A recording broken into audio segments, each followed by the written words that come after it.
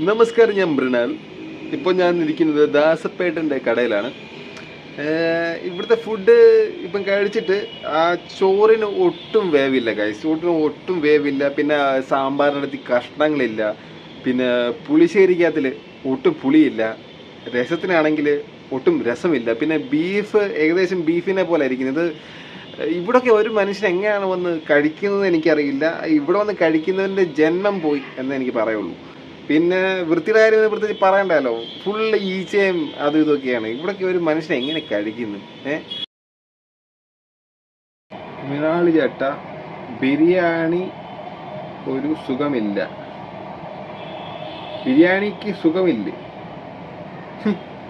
ഒന്നീ മോൻ നല്ല ബിരിയാണി കഴിച്ചിട്ടില്ല, അല്ലെങ്കിൽ മേടിച്ച ബിരിയാണി നീ കഴിച്ചില്ല, അല്ലെങ്കിൽ മേടിച്ച ബിരിയാണി അത് കേടായി പോയി കാണും. അതുകൊണ്ടാണ് നീ ഇങ്ങനെ പറഞ്ഞത്. അല്ലെങ്കിൽ സൗത്ത് ഇന്ത്യയിൽ തന്നെ ഏറ്റവും കൂടുതൽ ബിരിയാണി വയ്ക്കുന്ന ഞങ്ങളെ കുറിച്ചാണോ മോനെ നീ കുറ്റം പറയുന്നത്? നിന്നെ ബ്ലോക്ക് ചെയ്യും ഞാൻ. ഏട്ടൻ്റെ കടയിൽ ഈച്ച, ഞങ്ങളുടെ കടയിൽ ഈച്ച ഒന്നും ഇല്ല. ഇതൊക്കെ ചുമ്മാ ആരാണ്ടൊക്കെ പറഞ്ഞ് ഇതാക്കുന്നതാ ചേട്ടാ. ഈച്ചയുടെ വീഡിയോ യൂട്യൂബിൽ വൈറലാണ്.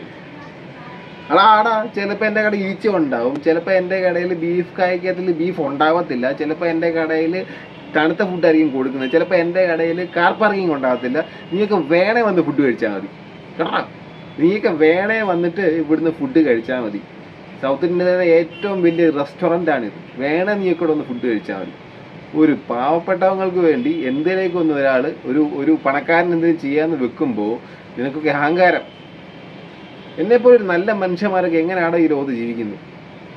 Time cut.